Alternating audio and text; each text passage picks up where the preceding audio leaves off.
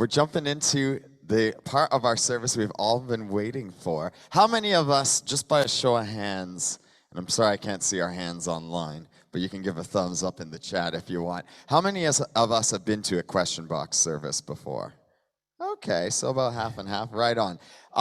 So the general scope of this, in terms of what we're about to do, I'd like to introduce our two question answerers for the day. We have, of course, Reverend Skylar Vogel as well, who's up at the pulpit, and at our smaller pulpit as well, we have Spencer Salzberg, our congregational board president. Let's give them both a hand for jumping in on it. So the whole scope of this is Spencer and Reverend Skylar have no idea what the questions are. We've compiled, I've been feverishly looking through them and trying to figure out what would be a great sequence of questions to ask us this morning. And it's a great opportunity to ask some of our leaders in the congregation about what their thoughts are, thoughts about general things about our specific work that we do here at Fourth U, thoughts that they have around their theology and ideas around the work that they do here and outside and elsewhere. And we've got a good lineup of questions this morning. So I'm super excited to be helping facilitate, and thank you both for having me here. So our first question, and this is always, we're going to jump in on the big picture stuff. This is always one of the, I think one of the themes or topics or first questions that gets asked, and this is for Reverend Skylar. Reverend Skylar, our question is, why is Unitarian Universalism called a religion when you don't have to believe in God to be a member? Oh, that's a great question, and you're totally right. It's one of those questions that we get asked in this service, but also by folks all the time, because Unitarian Universalism, I think, occupies this very unusual space in sort of the religious landscape. But we're also not that unusual. There are a lot of ways that we understand religion in this country that are tied to belief, and particularly a belief in God that defines what religionness is, where internationally and also historically, religiousness is not tied to a set of beliefs or particularly a belief in divinity. So I think that there's part of it for me is that we have to detach our understanding that being religious means believing in something, because that historically is not always the case. Religion can mean lots of things. It can mean a commitment to action. It can mean a commitment to a community. It can mean a commitment to a certain practice of being. There are a lot of religions today, and Buddhism being an example of that doesn't necessarily require a belief in a deity. It's often taken in as a practice rather than a set of beliefs in something. So I think Unitarian Universalism has a lot of things that are religious. We have practices, right? We have Sunday morning services. We have traditions, whether it's practices like water communion or child dedications. We have values. We have our 7 principles that invite us to believe in the inherent worth and dignity of all people, and that has very clear responses that we're called to. It's that moves Unitarian Universalists into a certain direction, right? Like it's not a coincidence that we were the first denomination to ordain women in the United States, Universalism, back in 1861, or the first denomination to ordain gay and lesbian ministers in this country. Though there are reasons for that are based on religious values that may not be theological beliefs, but are beliefs, but I think more principles and values in a different way that we do hold very dear. So I think there's also a distinction between theological beliefs and religious values or principles. And we do have those values and principles, but as far as theological beliefs in God, beliefs in the nature of reality in the universe, that is a different thing that we don't skip. We don't have creeds or doctrines. So that's a long answer, but I think, and there's a lot that you can do with that, right? But I think we do count as a religion, and we come from religious roots, so. Thank you for that, Skylar. And it's such an interesting thing because we talk about that all the time as individual members, how we can all come to this place and believe in different things and still congregate under one roof, which is very interesting. And so passing something very similar over to you, Spencer, next question for you is in a similar vein. What do the words God and spiritual mean to you?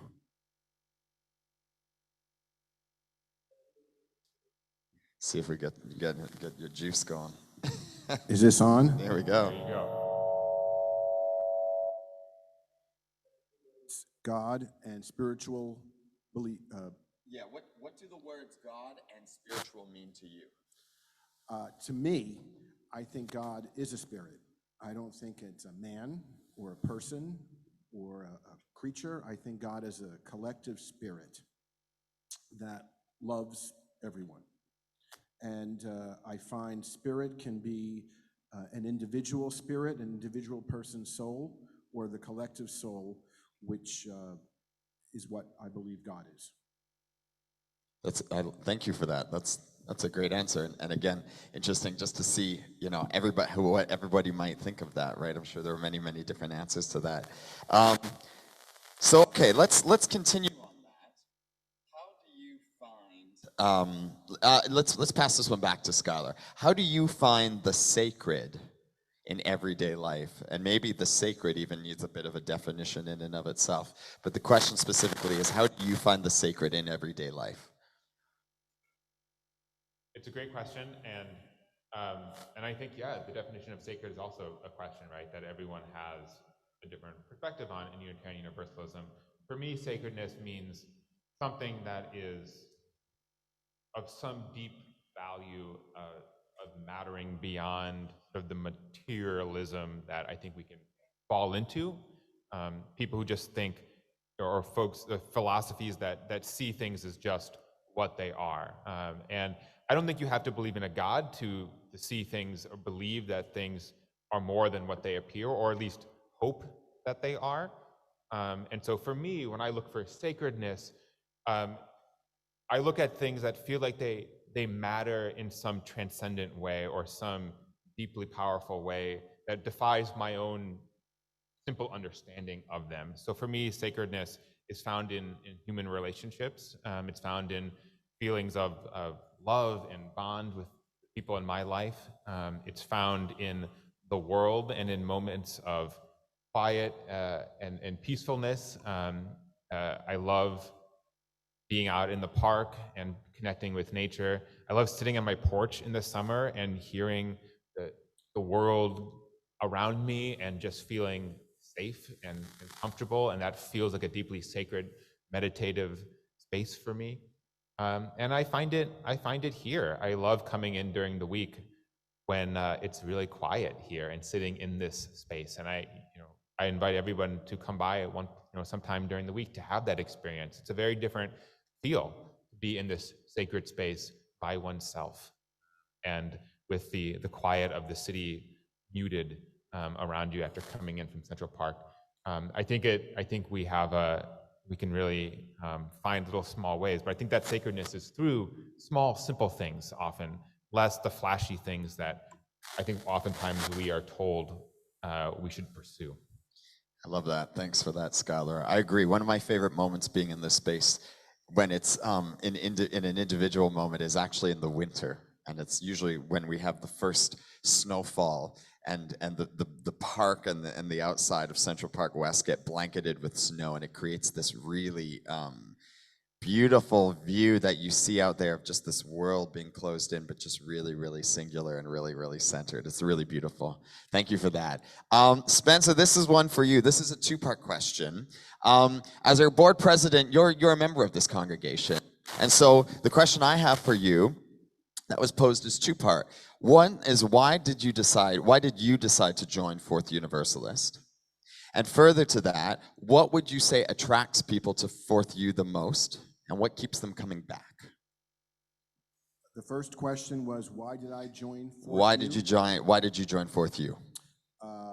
I find that Unitarian Universalism is closest in my belief system to what I believe about spirit and God and faith, and that it's inclusive and it welcomes all different people, all different backgrounds, all different heritages, that it encompasses respect and love and allows people to believe different things but still have a commonality that brings us together. I also found it to be, I guess the word sacred when you come in here. It's peaceful and welcoming and calm and soothing, and it allows us to connect to something higher. Also, it was geographically convenient, so I was able to get here by subway. Oh, So that does help. oh. But the people, when I started to attend about 20 years ago, were very friendly and welcoming and non-judgmental and spiritual and kind all at the same time. That's amazing. What a cool thing to have both of those things combined too. And being close, that always helps as well. Both. Music is such a big part of our congregational life here, our spiritual life here. And so I thought it might be interesting as question master today, just to actually pose a question to our guest musician, Mr. Ted Motz, everybody. And Ted, a question for you, just to kind of break things up as we're in between. You know, you're one of our most frequent guest musicians, and we're blessed by your talents every week that you're here. And so the question I have for you is what has been, what sticks with you about this congregation and the work that you do here, and what resonates with you week after week when you're here? And do you have any particular songs that that stand out to you in terms of things we've done here before, and how they reflect the life of this space? And if so, what are they and why? Well, I want to start by answering your second question, which is that the song that we started with today, which is called People Make the World Go Round, is, well, it sort of speaks for itself as far as what's great about this place and why I love coming to work here. I feel like every time I come and play here, I meet someone new and wonderful, and I have a great conversation with them, and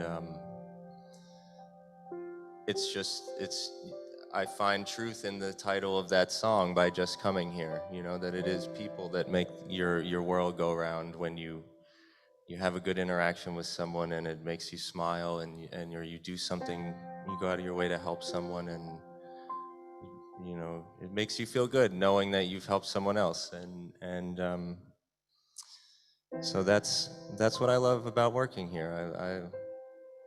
It's a different place. It's helps me to be relaxed, you know, take a deep breath and get away from the stresses of the outside world. Thanks for that, Ted, and thanks for being willing to be a part of that too. Let's give Ted a hand for that. I think that was a fantastic answer. Right on. All right. Diving back into some hard questions. Or not hard questions, but questions of deep digging in terms of the work that we do here. Skylar, a question that's sort of come up in a couple of different capacities. There's two sets of this question, so I'm gonna offer both of them, and I will pass it to you in terms of answering how you think. We have a question in the chat that asks, why do you think that even though UU values promote inclusion and celebrates racial diversity, that still the majority of its members, of UU members, are white? And another question that was asked similarly was, specifically here at Fourth U, what do we do, what is being done to foster an increase in the diversity of our congregation specifically? Those are great, very important questions, and I appreciate them being asked. Historically, there are some reasons why Unitarian Universalism is white, fairly white, majority white. Part of that is based on who had power in the old days of Unitarian and Universalism. The Unitarians especially came from a very privileged place. They were in positions of great deal of wealth, and there was racism attached to that, and that racism continued through many years and continues today in perhaps more subtle forms, but still real forms. This congregation had a minister in the 1920s who would go on to be like all for the eugenics movement, and not during his time here, fortunately, but that was part of the universalist conversation, right? This idea that, like, you know, so one of our unstated but very real theological, I think, beliefs is that things are getting better, right? And our job is to, or at least that our job is to help make the world a better place. And so at that time, there was a belief that if you would change people's genetics and breed people in a certain way, you could make people better. And that was part of both Unitarian and Universalist ideology for a time, and that was, you know, not that long ago. Those things came, you know, continued through. Congregations made it, you know, there were congregations made it clear that if you were not white or you didn't fit sort of the white culture, right? Because that's part of it too, right? There's a separation between actively racist things and things that are where we strive to be, which is actively anti-racist. And that's part of what this congregation's work has been, is to be very clear that we're not just not racist, right? Like there's a distinction between being like, oh, like we as a congregation strive to not be racist, but we want to really push the other way around and be actively anti-racist, make sure that everything that we do is filtered through the lens of anti-racism work, anti-oppression work, and there's lots of oppressive things in this world. There's sexism, there's homophobia, there's xenophobia, and racism is a huge one. But I think part of it is overcoming these legacies about what define what is normal. And in UU spaces, historically, normal is white. The things we do are white. The way we have conversations are white. And so we have to really be critical of our collective universalist Unitarian ways of being to interrogate whether those things are still things that are coming up. And we do it very imperfectly. But you know, we try to do it here by affirming the 8th principle, which is an explicitly anti-racist, anti-oppressive principle. We have our 7, and we voted on our 8th. And we have a task force of people in this congregation that are working to instill those values in the congregation. And it has its most notable form recently that we're going to vote in 2 weeks on a new mission statement that has clear language about racism and oppression within it. That's something. It's about making sure our hiring practices and our employment practices are anti-racist, anti-oppressive. Some small things like making sure that salaries are posted in job descriptions, right? When you put this, so people don't waste time wondering how much you're going to pay them before you get interviewed, right? And go through the whole process. That posts are advertised in many different places. There are these small things that go a long way, I think, that are pushing back against who has power, who does that power benefit, and often that power benefits those people who have it already, and those are forms of cultural whiteness and white supremacy in many ways. So there are a lot of ways, and I'm happy to talk with anyone afterwards too about more specific things that we as a congregation are doing and that many of you are doing. Thanks for that, Skylar. And yeah, it's interesting you bring up about not just doing that work as in terms of anti-racism, but right across the board, right? And so, Spencer, a question that I have for you, in that same vein, how do we continue to fight injustice in the world without becoming dispirited or depressed, or in some instances just continually enraged? How do we fight injustice without continuously being enraged? Yeah, or becoming becoming dispirited or depressed sometimes, even as we see things that are happening in the world, and trying to find the strength to keep moving through them and keep fighting them. How do we keep refilling our spirits as a result of that? In a couple of different ways. We have to look at what we've done to get where we are. We've made great strides in many areas of oppression. Not every area of oppression, and not all types of oppression, but we have made steps, and we have to look to those steps to help us gain strength and stability now so we can look to the future. We support one another both spiritually, politically, religiously, so that we maintain each other and our own spirits to go forward. Right on. Thank you for that, Spencer.